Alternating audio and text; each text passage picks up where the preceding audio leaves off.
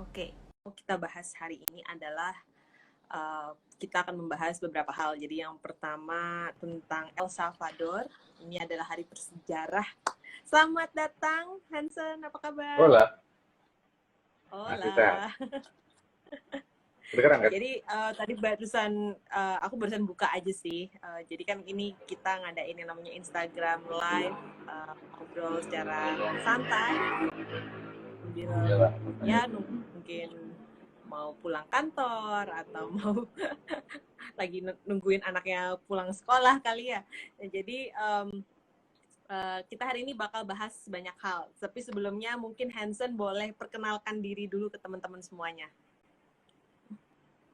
Apa ya? Answer, manusia biasa.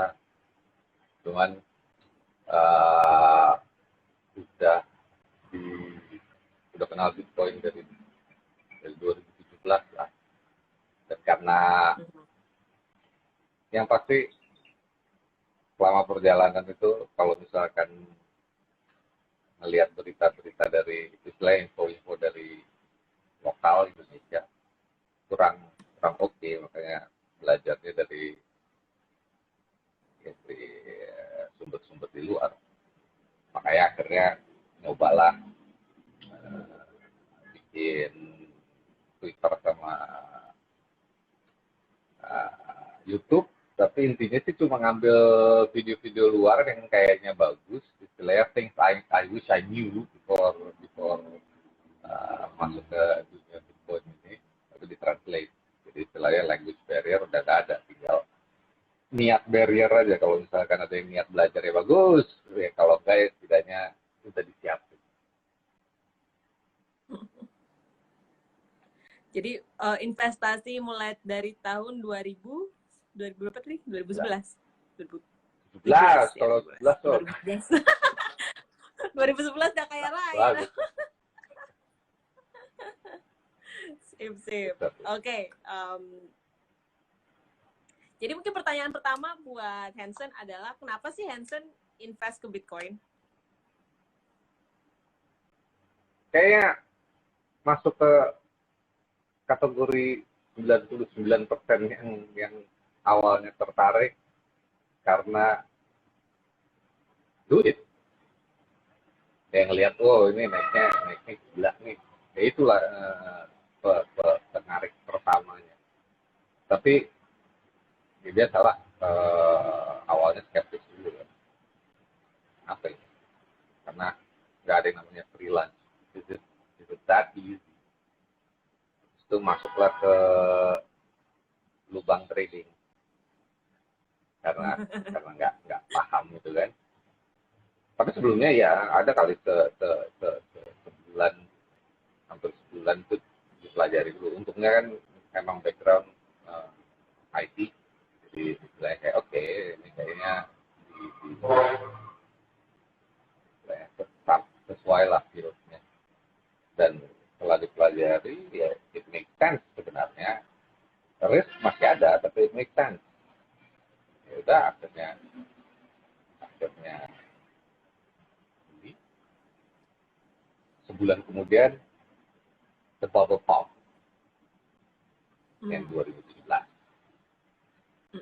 Tapi di satu sisi kayak sekarang lah istilahnya orang istilahnya oh ini bear market.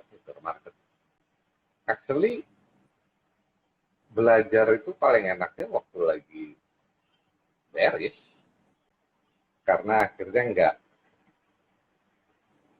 Karena kalau misalkan lagi bullish terus-terusan itu noise mengenai harga tuh, mengenai price ya, tiap hari ngomonginnya all time high.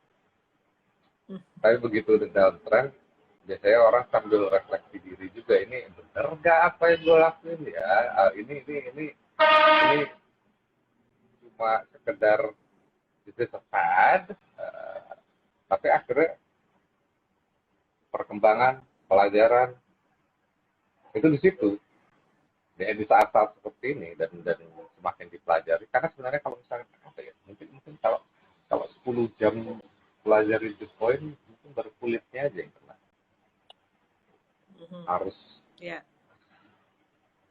Harus harus banyak, dan untungnya sekarang di istilahnya informasi-informasi lokal udah mulai banyak yang ya berkualitas lah, nggak cuma to the moon aja gitu.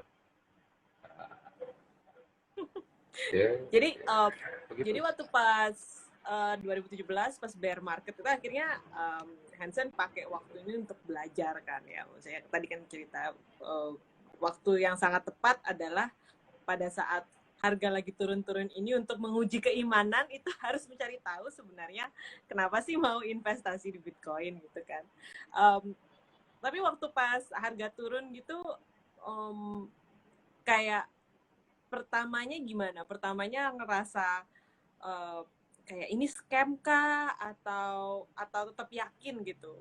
Atau memang dari awalnya Hansen udah tahu gitu kalau kegunaan Bitcoin ini benar-benar dibutuhkan di masyarakat gitu, atau gimana ceritanya dulu? Kalau itu tahu, karena it's like basic do your own research, begitunya tahu. Cuman waktu itu belum tahu secara makroekonomi dan lain-lain, istilahnya betul-betul secara uang dan lain-lain. Itu banyak belajarnya memang waktu di dan market. Dan luckily waktu itu, jadi nggak. Kalau sekarang kayaknya banyak juga kasus-kasus yang pinjol minjem duit gitu pakai untuk spekulasi, nggak pernah disarankan. Lebih bagus duit receh, tapi karena kalau waktu itu memang gitu, masukin dikit, karena begitu udah ada jempol udah basah dikit, akhirnya betul-betul mau untuk dipelajari, karena kebanyakan orang mikirnya ini untuk investasi cepat kaya, tapi actually we need it for safety. Untungnya dia bisa jadi investasi yang bagus juga. Jadi saya it's insurance and investment.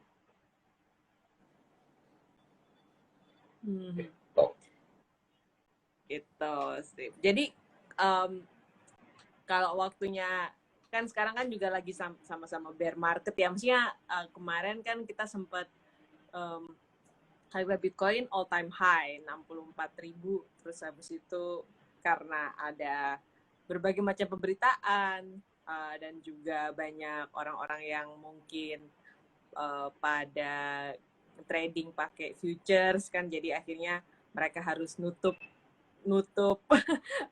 kerugian mereka, jadi makanya harganya jadi turun sampai sekarang udah harganya di 33.000 gitu.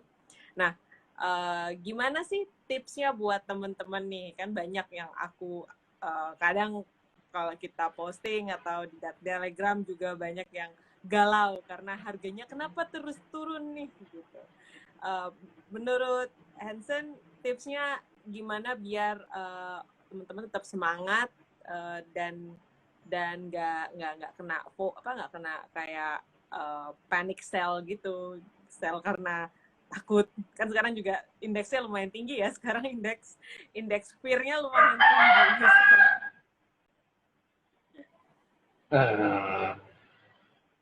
Ya educate, maksudnya biasanya gini, orang panik kalau misalkan second guessing apa yang mereka ini ya, yang keputusan yang mereka ambil. Satu, introspeksi diri. Biasanya panik itu kalau misalkan ternyata uang dingin yang dipakai nggak dingin yang dikira, time frame terlalu pendek, dan ya cuma ikut-ikutan orang. Hei, beli Bitcoin, nanti lu kaya. Tiba-tiba longsor. Yang pasti satu, introspeksi diri. Kalau misalkan memang terlalu banyak modal yang dimasukin dan nggak bisa tidur tenang, buat apa? Investasi kan maksudnya untuk supaya kedepannya jadi lebih enteng, lebih bahagia gitu kan ya. Ngapain kalau misalkan investasi yang ada cuma untuk usahain diri sendiri. Makanya I don't trade, karena I can do other things dibanding cuma ngeliatin ngeliatin layar aja. Nah, kedua, conviction, keyakinan itu cuma bisa didapat kalau misalkan you do your own research. Kalau kata orang, jadi kata ini, kata ini, nggak ini, istilahnya bisa aja ngopi apa yang dilakuin seseorang, tapi keyakinannya nggak bakal bisa dikopi, makanya itu memang perlu dipelajari. Dan biasanya kalau mau meyakinkan, mau lebih yakin, itu jangan cari topik harga, tapi topik yang betul-betul ngomongin fundamentalnya, istilahnya. Karena pertanyaan-pertanyaan kan bakal turun ke nol kah? No. Bakal bakal naik lagi atau enggak? Yes, kalau misalkan dipelajari, lihat historisnya dan lain-lain, karena itu semuanya kejawab. Dan part-part yang keluar kemarin itu sebenarnya pertanyaan yang gampang terjawab kalau memang udah ngeluangin waktu untuk memahami itu apa. Cuman kebetulan istilahnya satu, dari awal tahun kemarin memang naiknya terlalu cepat. Kelihatan kok, maksudnya dari price structure-nya aja kelihatan kayak nggak ada. Jarang retest resistance turning to support, dan apalagi karena Elon Musk masuk itu, jadi istilahnya semua orang overhype karena satu orang doang. Jadi istilahnya harga naik bukan karena fundamental, tapi karena tweet satu orang. Ya cocok aja kalau misalkan karena tweet satu orang itu juga akhirnya jatuhnya ke harga ya pas dia masuk. But it's normal kalau misalkan dilihat di sejarah harganya it's normal. Untungnya udah pernah ngerasain yang lebih parah dari itu, jadi istilahnya kayak okay, it's another Wednesday gitu. Nah, jadi kalau tadi kan Sansun bilang waktunya bear, saatnya belajar. Ya, yang paling utama adalah fundamental gitu. Udah harga nggak akan turun jadi nol. It will go up. Up-nya kapan? Itu kan tinggal menunggu waktu aja. Nah, jadi kalau menurut Hanson sendiri nih, sebenarnya fundamental buat teman-teman semuanya nih kan, ya kita sudah sering ngobrolin ini juga sih di di Telegram atau di Clubhouse. Tapi menurut Hanson sendiri, kenapa sih penting punya Bitcoin?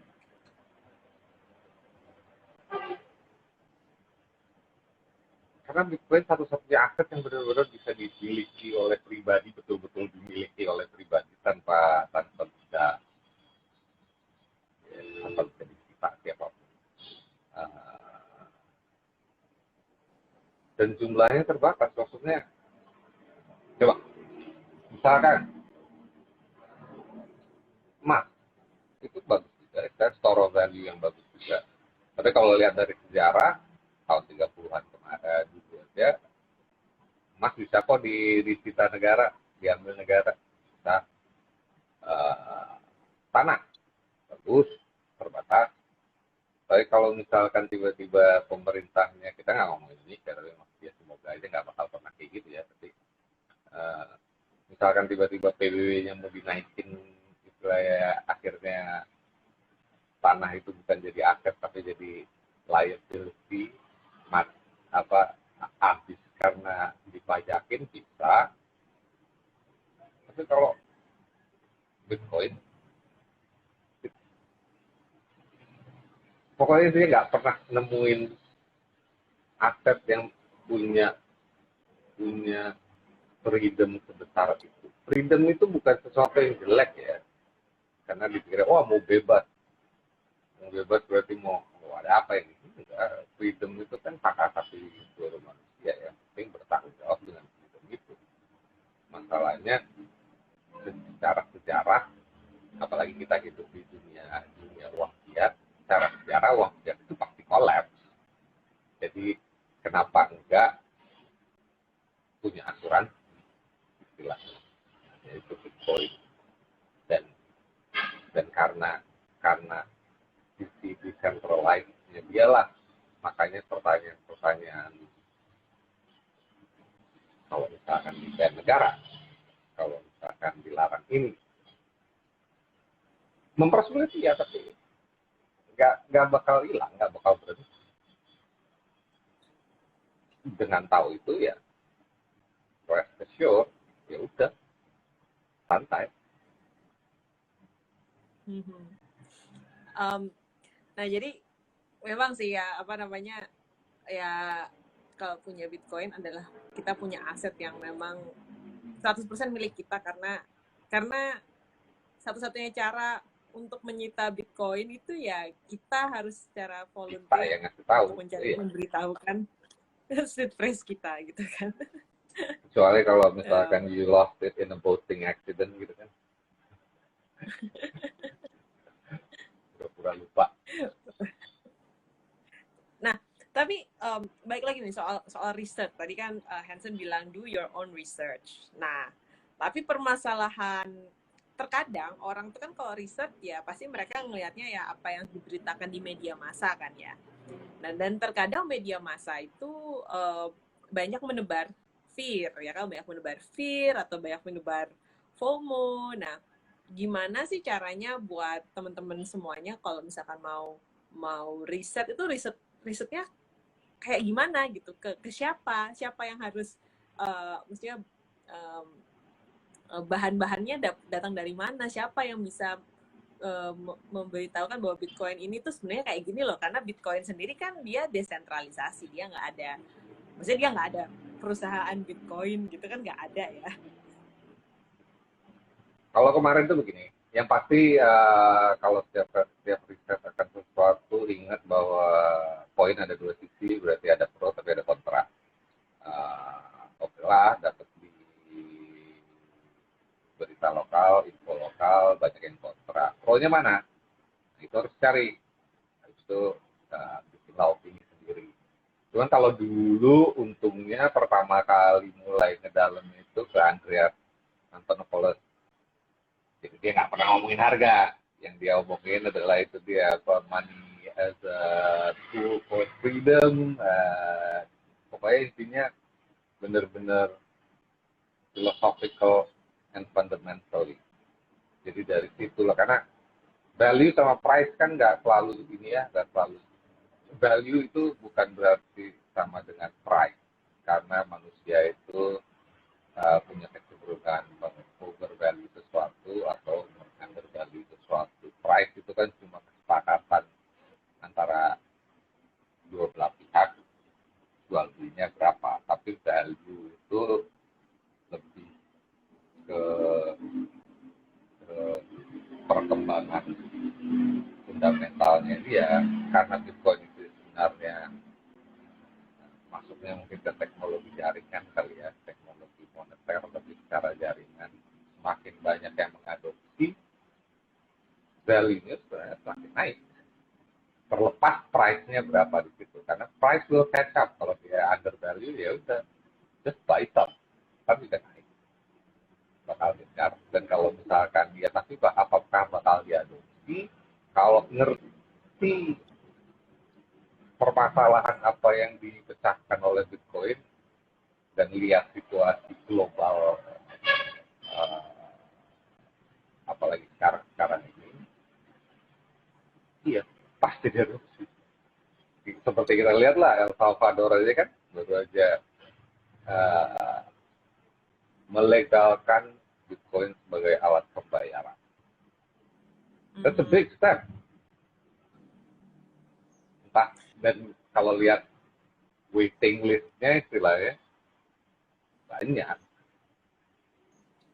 Dan kalau itu nggak terhindari. Iya. Tinggal tunggu aja kapan kita kan.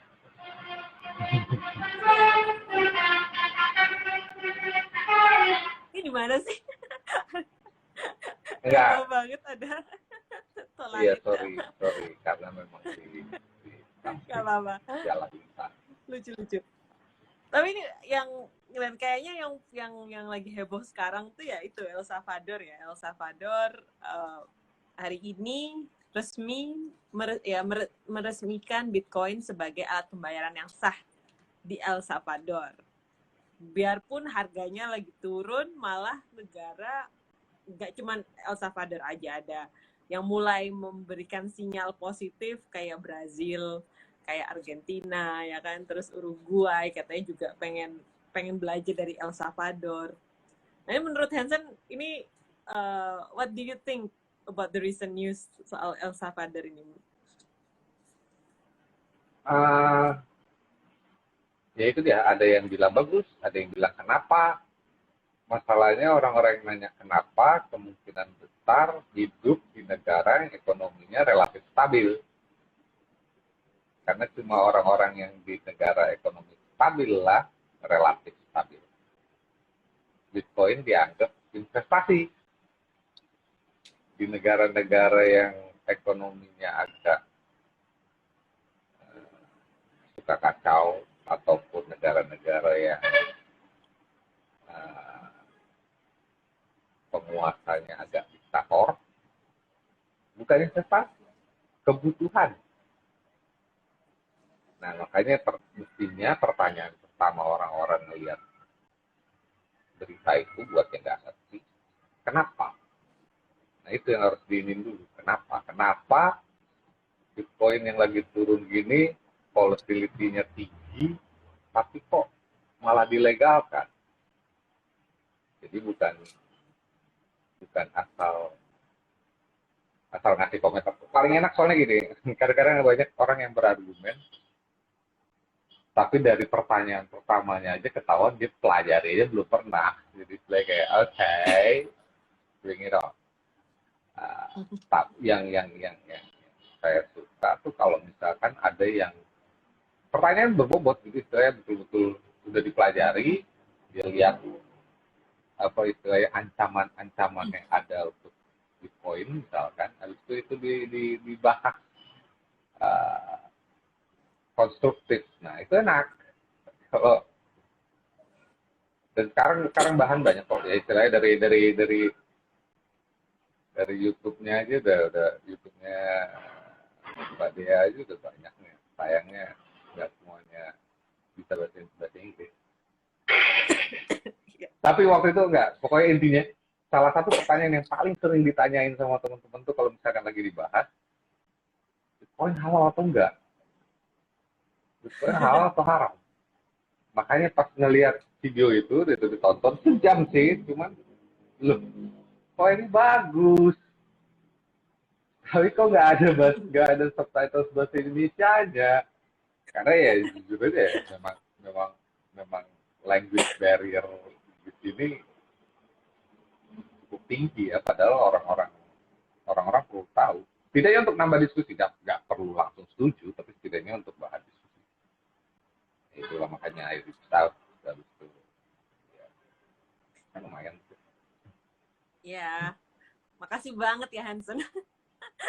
Jadi buat teman-teman yang mungkin belum tahu juga, saya juga ada podcast dan juga YouTube channel yang mengajak kebanyakan sih orang-orang dari luar ya, yang dengan berbagai macam topik. Jadi yang salah satu Hansen, gimana kita bisa berkoneksi antara saya dengan Hansen itu, dulu Hansen ngelihat video tentang Bitcoin itu halal apa haram sama Muawiyah Tucker, dia ustadz dari Universitas Madinah, dan dia tuh benar-benar paham banget soal Bitcoin dan cryptocurrency, tapi juga hukum Islam. Dia punya apa itu namanya degree di hukum Islam dan juga ekonomi Islam gitu.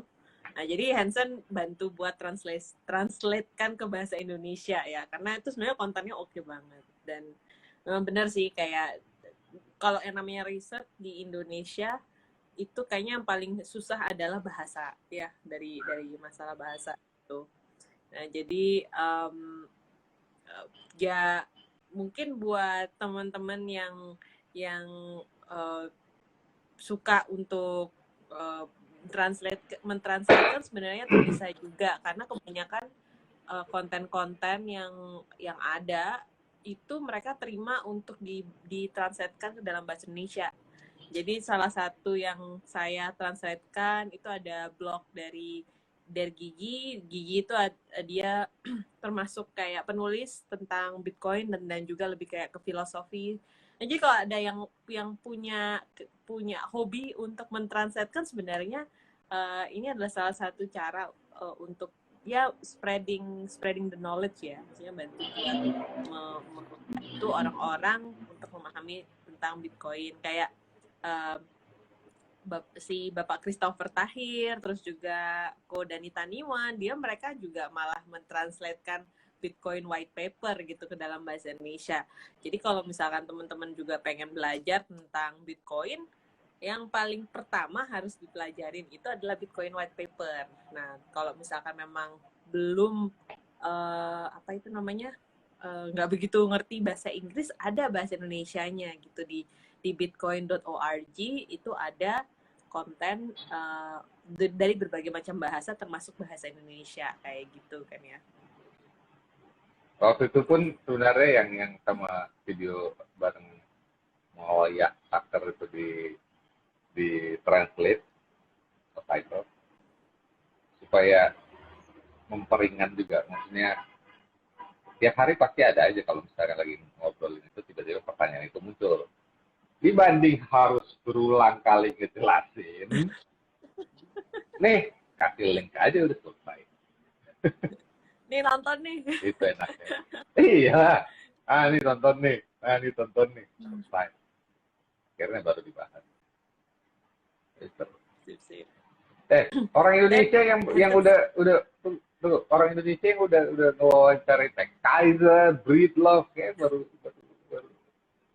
satu orang. Ya nanti bakal lebih banyak lagi pastinya. Ini Carter kayak ngomongin energy thought biar bisa ditranslate, karena itu kayaknya banyak juga orang Indonesia yang kalau lihat dari tweet-tweetannya nyinggungnya ke arah itu, jadi siapa tahu. Sama ya Stephen doakan ya. masih PDKT sama Nick Carter. Pasti. Tapi bukan Nick Carter Backstreet Boys ya teman-teman. Jadi Nick Carter ini dia foundernya dari Coinmetrics. Dia termasuk orang yang paling berwawasan banget soal energi dan tentang konsumsi energi Bitcoin. Jadi kalau misalkan teman-teman pengen belajar, itu sebenarnya adalah ya dari yang pertama pasti dari Bitcoin dulu, Bitcoin white paper. Terus dari Bitcoin white paper itu biasanya juga yang kayak tadi Hansen bilang, Andreas Antonopoulos, itu dia juga edukator paling terkenal untuk soal Bitcoin. Jadi bisa juga follow dia di Twitter atau dia juga ada bikin buku judulnya Mastering Bitcoin. Jadi kalau yang tertarik sama behind the hood-nya dari Bitcoin, ya itu ada bukunya, tapi pakai bahasa Inggris juga sih. Atau kalau misalkan mau ya, atau kalau misalkan mau sambil nyantai mulai mempelajari, ke YouTube ada apa dengan Bitcoin aja. Dokumenternya ada. Dokumenternya ada, ngebahas siklus ada, strategi DCA juga ada. Pokoknya intinya itu dia, video-video yang saya rasa berguna dan I wish I knew waktu pertama kali mulai. Udah di subtitle semua, dan nanti ditambah pelan-pelan deh karena memang time consuming juga. Tapi ya ada apa dengan Bitcoin, Twitternya pun ada. Intinya full Indonesia, maksudnya ada subtitle Indonesia, kalau enggak ngomonginnya dengan bahasa Indonesia, karena pengennya juga berinteraksi dengan bahasa Inggris, kebanyakan orang nggak paham, jadi ya udahlah, ini bagian purely. Tuh, teman-teman semuanya follow ya, ada apa dengan Bitcoin di Twitter. Itu akunnya sangat edukatif tapi juga entertaining sih. lumayan. Nah, tadi kan Hansen bilang di dalam akun ada apa dengan Bitcoin itu pembahasannya adalah things that you wish you know about Bitcoin, hal-hal yang coba dulu tahu tentang ini sebelum terjun ke Bitcoin. Nah, jadi yang pertanyaan yang mau aku tanyakan ke Hansen adalah apa sih yang hal-hal yang you wish you know before you before you invest on Bitcoin, itu apa aja hal-hal yang harusnya ya coba aku tahu gitu. Salah satunya BCA. karena waktu itu akhirnya coba ngitung spread, begitu dihitung, oke, waktu itu beli lamsam di harga sekian. Coba kalau waktu itu dipecah, karena waktu itu belinya ya sebulan sebelum itulah, sebelum all time high, Agustus dan market. Nah, kalau dipecah, anjir, ternyata bisa dapat lebih banyak juga ya, karena pas lagi downtrendnya bisa lebih banyak beli.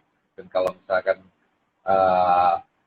khawatir, tapi ini bakal naik lagi atau enggak, kalau udah tahu tentang siklusnya dan kenapa interaksi antara demand and supply itu selalu bergerak selalu berubah setiap 4 tahun karena halvingnya itu, ya, it makes perfect sense. Jadi sebenarnya intinya kalau tahu lebih dulu mungkin bisa ngumpulin Bitcoin lebih banyak dibandingin sekarang. Tapi ya udah, it's not too late. Jadi strateginya dijalanin sekarang. Makanya I don't really nggak sering lihat harga, udah ada kok ini apa namanya, udah bisa setting supaya otomatis beli entah per hari atau per minggu. Palingan kalau misalkan tiba-tiba dapat notifikasi turunnya agak dalam, nah buy dip.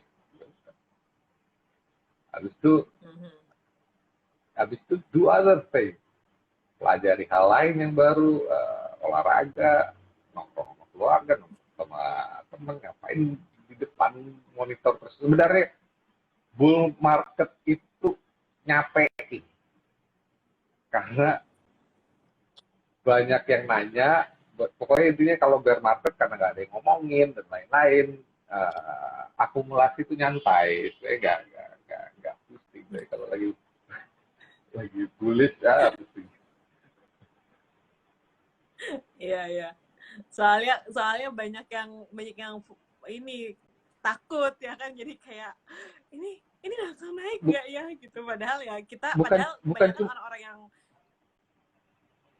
bukan cuma takut, orang-orang masalahnya cuman ini aja, pas waktu lagi turun ya kita ngeliatnya sebagai sell kan, ya Bitcoin akhirnya murah gitu, waktunya buat beli banyak gitu.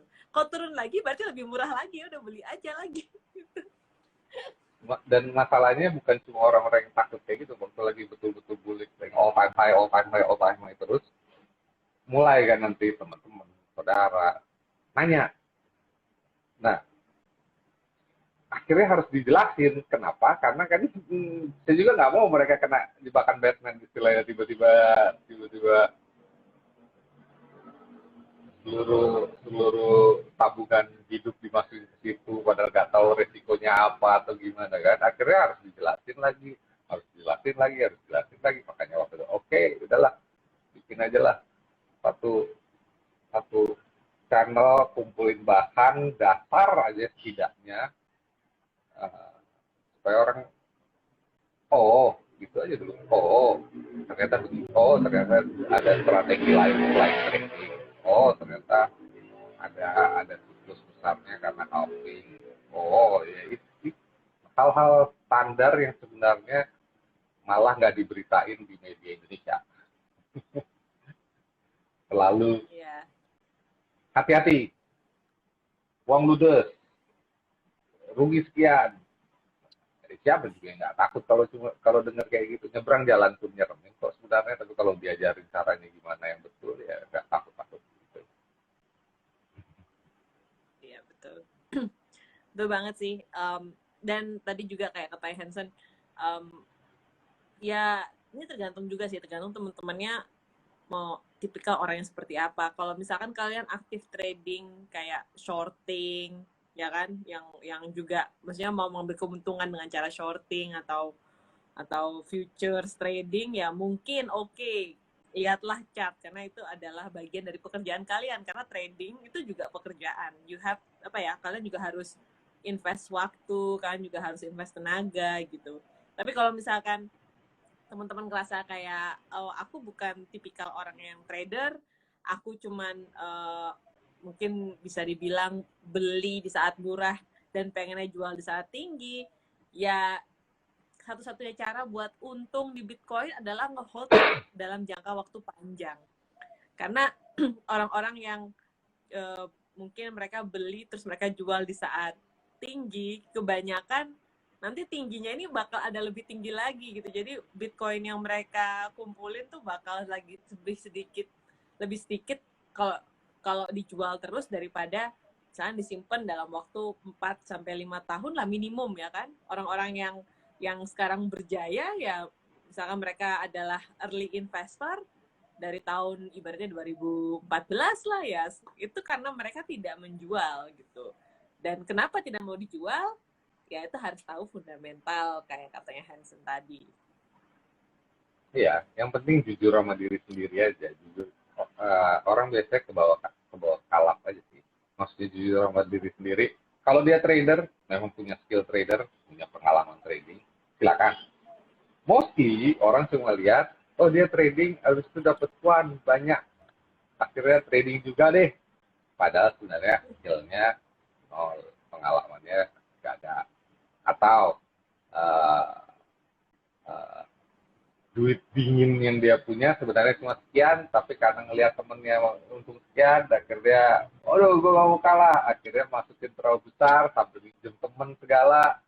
Jadi nggak bisa kalau misalkan uh, semua hal yang dilakukan tapi ngebohongin diri sendiri dalam arti sebenarnya nggak punya skill tapi dikira aja punya skill, duitnya ada tapi sebenarnya nggak ada, malah nambah resiko, malah it doesn't make your life easier, it makes your life harder. Jadi dan itu sebenarnya strategi-strategi itu bisa dipertimbangkan kalau memang udah dipelajari dulu.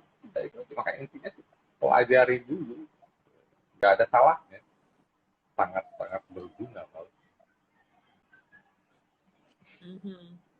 Ya. adik saya yang masih kuliah, adik saya yang masih kuliah, nggak ya tahu adik saya yang ada yang masih kuliah nggak? nah nggak adik saya yang masih kuliah, Oh dia ada nggak ngerti ya. trading, ya dia nggak ngerti, nggak tahu trading, dia nggak punya duit banyak banget, berhubung lagi kuliah online jadi tidak hanya duit transport dan lain-lain, simpen lah, ya udah dia nabung 15.000, 20.000, happy aja kok, portfolionya naik meskipun lagi ngedrop gitu, karena di telaten, nggak pakai panik. Ya, intinya memang Bitcoin itu adalah saving technology kan. Ini membantu kita untuk memiliki aset yang ya kayak nabung gitu. Tapi uangnya ini nanti nilainya makin lama makin tinggi. Tapi untuk jangka panjang ya, maksudnya nggak usah ngeliatnya dalam waktu 5 menit ya. 5 menit baik akan terjadi di dalam waktu 5 menit karena market Bitcoin dia 24 jam nonstop, global ya kan, semua orang beli dan sell di saat yang bersamaan, jadi ya udah nggak usah terlalu terfokus sama harga, sama chart, malah lihat yang kebalikannya gitu. Kalau setauku ya di Jepang itu kalau chart kan, kalau di kebanyakan orang-orang kan chartnya ini merah artinya turun, hijau kan artinya lagi naik ya kalau candlestick itu. Okay. Nah kalau di Jepang itu kebalik, kalau pas lagi turun itu warnanya hijau, kalau pas naik warnanya merah, karena hijau itu tandanya adalah ayo waktunya beli. Diskon. Tapi agak bikin bingung sih mungkin nanti orang-orang jadinya. Make sense. Tapi Ya. menarik. Dan memang intinya sebanyak mungkin yang ngerti jelasin ke orang-orang, karena sebenarnya Indonesia, apalagi orang-orang menengah ke bawah, sebenarnya sangat perlu sih, karena kondisi ekonomi Indonesia relatif stabil ya, I agree. Cuman kalau jangka pendek, kalau jangka panjang kita ambil puluhan tahun, enggak stabil juga. Dan kesiannya adalah ya inflasi yang ngegrogotin ini buat orang-orang yang nabungnya cuma di bawah kasur ya, atau di bank deh. Bank berapa persen sih? Mereka yang sebenarnya betul-betul ngebutuhin, tapi mereka nggak ngerti. Padahal kalau mereka jauh, istilahnya bukannya semuanya itu kayak 1% aja ditabung dikit-dikit buat anaknya nanti pas udah lulus SMA misalkan, jadi long time frame. It helps a lot. Apa? Ya, Bitcoin misalnya for kalau billion. nabung berapa itu 100.000 aja di tahun 2010 ya, ibaratnya ya 10 tahun ya, dalam jangka waktu 10 tahun 100.000 tuh jadi 3,2 miliar. Anjing. 100.000 aja ya kan, 1% kayaknya kalau kita nabung gaji kita 1% aja ya it's more than 100,000 kan, kalau didiemin aja. Nah itu sih masalahnya, orang akhirnya panik, banyak yang panik selling pas waktunya turun ya, akhirnya hilang lah itu. Habis itu berapa tahun kemudian, loh kok udah segini harganya kok, sial. Nah, dan beberapa pertanyaan yang orang suka tanya itu, is it too late? Karena ya kan udah segini Bitcoin. Udah telat lah. Karena itu yang aku rasain 2017. Waktu ngelihat harga Bitcoin udah puluhan juta, tahu Bitcoin ternyata dulu harganya puluhan ribu rupiah. Ya, udah telat lah. Tapi kalau dipelajari lagi, ada juga videonya di ada apa dengan Bitcoin. Baru sekitar 2% penduduk dunia yang betul-betul tahu dan punya Bitcoin, 2%. Jadi it's still early, oke lah, nggak se-early 2017, 14, 2011, tapi we're still early. Jadi nggak ada salahnya iseng taruh sisa jajan ke situ and leave it 5 years, 10 years. Itulah. Sip.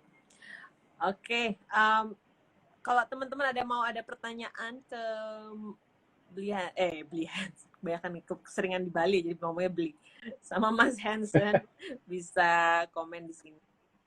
Atau apa di Bali, swastiwastu. By the way, mungkin kenapa? Apa kalau di Bali swastiwastu apa? Salamnya. Om Swastiastu. Kalau di Bali. Oh iya. Om Swastiastu, ya. Udah lama nggak situ, nanti tapi main lah. sebelum iyalah kesinilah. Dan tadi kan sempat ngomong kalau cuma ada 2% lah orang dari seluruh dunia yang punya Bitcoin. Tapi dengan pemberitaan yang terbaru nih, El Salvador bakal jadi Bitcoin jadi legal tender. Ini pastinya akan membuat Bitcoin jadi semakin diadopsi oleh masyarakat. Karena nanti kita bisa ngelihat kan, El Salvador udah Bitcoin jadi legal tender, Bitcoin tidak akan dipakai tidak akan dikenai pajak karena legal tender kan bukan dikenain pajak sebagai capital gain tax ya. Jadi dia benar-benar cuma kayak legal tender aja. Pemerintah bisa narik pajak pakai Bitcoin.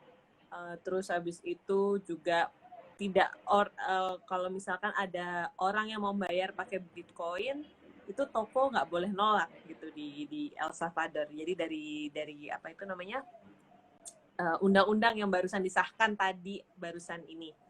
Nah ini jadi sangat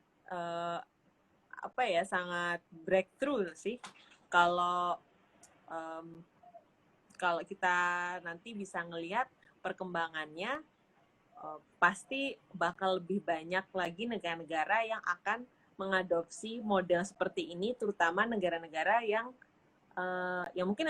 mungkin mereka nggak punya nggak punya apa itu namanya, nggak punya mata uang khusus ya. Kayak El Salvador kan dia pakainya US dollar. Jadi sebenarnya mereka ganti pakai Bitcoin pun itu ya nggak ada masalah buat mereka karena mereka tidak memiliki mata uangnya sendiri gitu. El Salvador, Timor Leste pun juga nggak punya mata uang sendiri ya kan. So ini kita akan melihat nanti di beberapa bulan atau tahun ke depan ini akan menjadi sangat menarik sih. Menurut Hansen sendiri gimana nih pendapat Hansen dengan berita terbaru soal El Iya, Salvador ini? Excited? iyalah. El Salvador berapa? 6 juta penduduknya, 6 juta ya. Ya berarti setidaknya 6 juta new user. Belum lagi kalau misalkan nanti mulai diadopsi juga ya itulah Panama, Paraguay, entah entah negara-negara mana lagi berarti makin banyak lagi. 6 juta orang El Salvador dibandingin sama 8 miliar penduduk dunia masih dikit juga, makanya istilahnya masih panjang perjalanannya dan jujur harus tetap diingat ini bukan perjalanan instan dalam arti, El Salvador udah accept legal tender berarti besok harganya to the moon. Enggak, butuh proses. Jadi saya ya sama kayak nanam nanam sama kayak nanam pohon pohon mangga. Ya udah, tanamlah.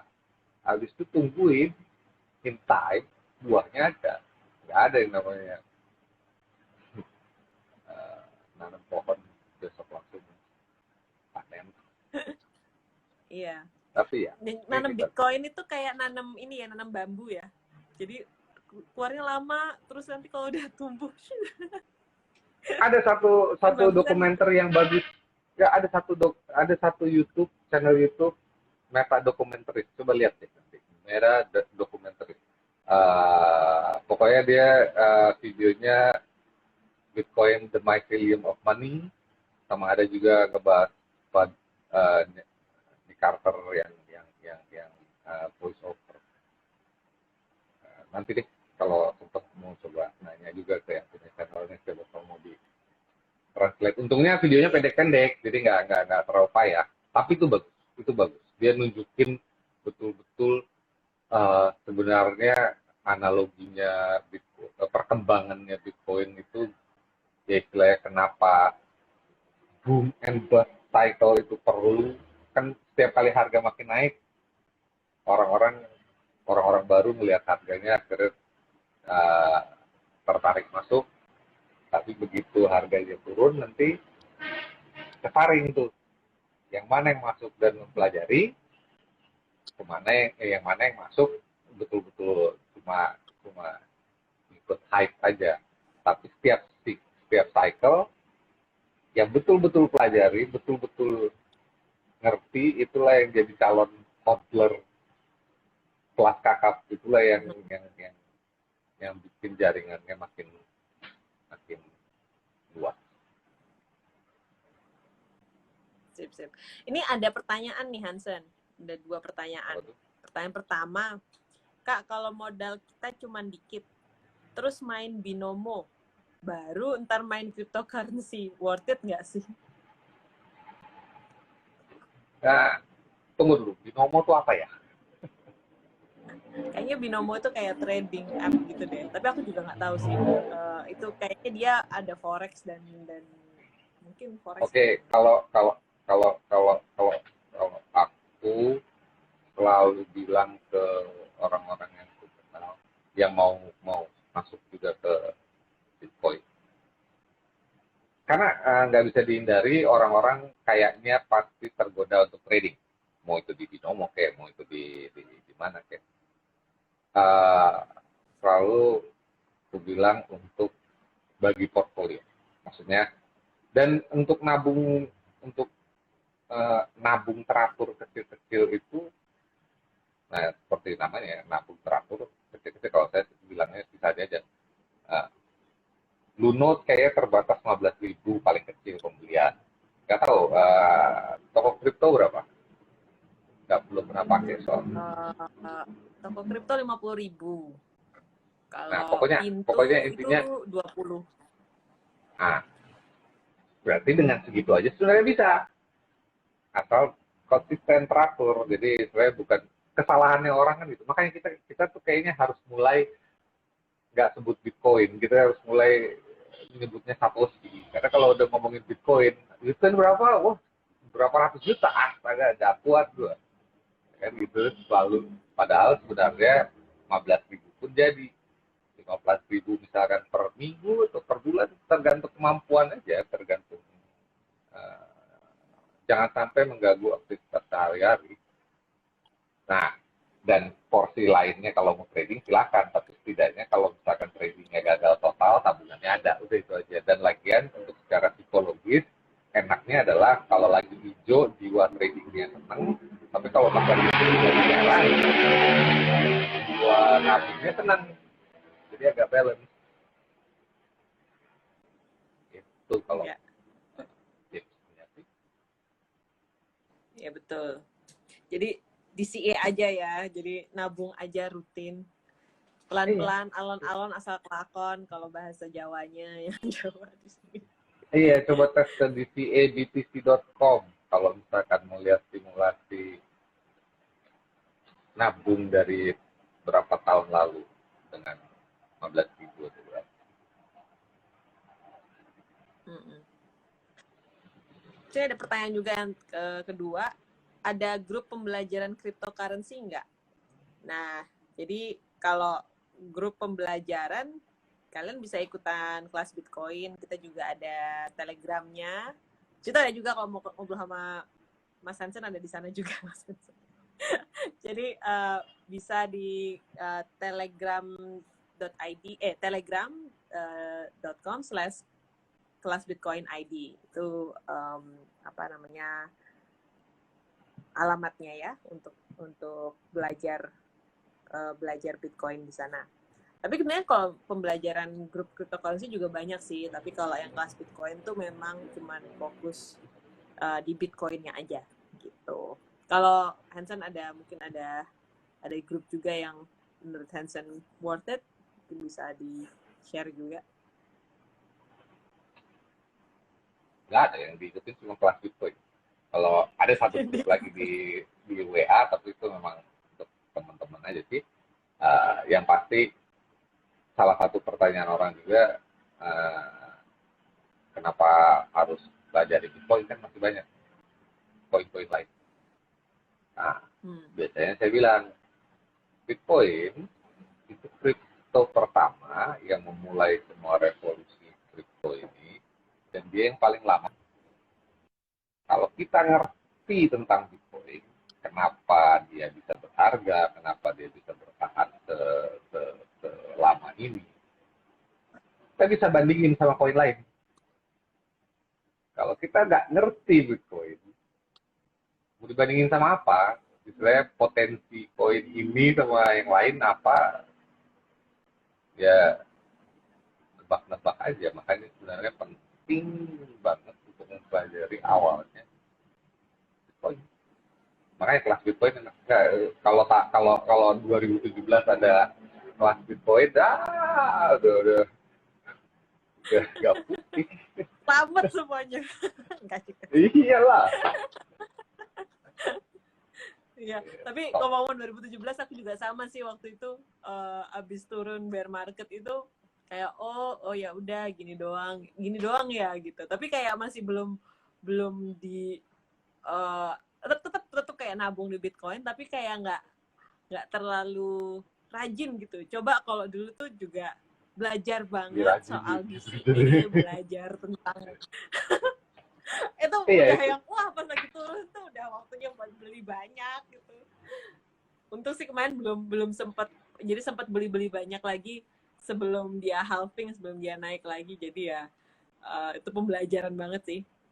Jadi buat teman-teman jangan khawatir, pokoknya setiap 4 tahun sekali Bitcoin punya siklus kok. Jadi siklusnya dia dari tahun 2012, 2016, 2020, nanti siklus selanjutnya di tahun 2024 gitu. Jadi ya waktu kalau nanti sudah mulai waktunya mereda nih bull marketnya, ini bull marketnya juga masih belum selesai kan, prediksinya sih sekitar Ya orang-orang sih bilang sampai Desember lah ya, tapi ya kita juga kita bakal ngeliat aja. Yang penting pada saat waktunya harga turun, ya itu tabung, menabunglah yang rajin waktu turun gitu.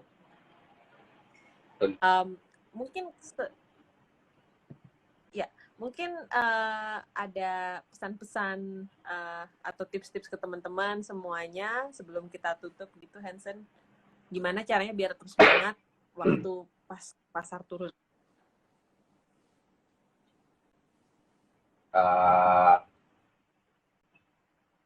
Pesannya adalah susah untuk ngeluarin suatu pikiran. Kalau misalnya kepikiran harga, susah untuk ngeluarin itu. Jadi lebih baik masukin pikiran yang baru dalam arti daripada mikirin harga,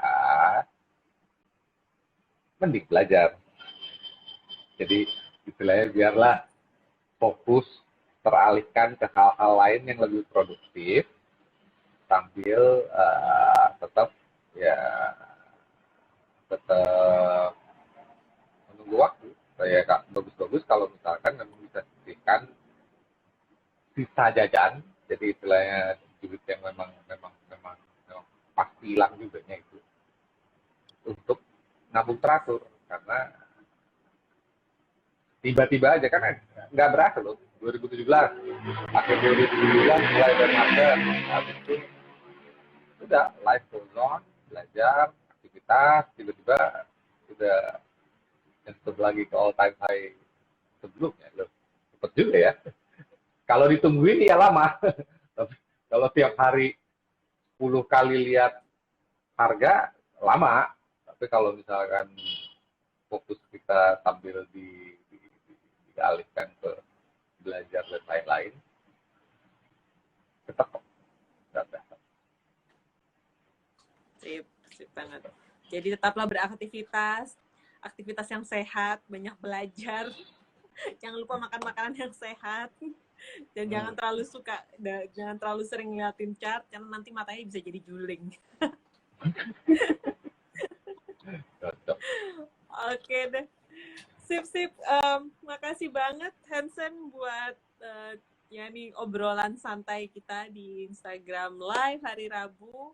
Buat teman-teman sekalian juga, tadi kan Hansen sempat bilang ada akun Twitter yang oke, ada apa dengan Bitcoin. Jadi follow itu juga, ada apa dengan Bitcoin, karena itu juga konten edukasi yang oke banget buat Bitcoin.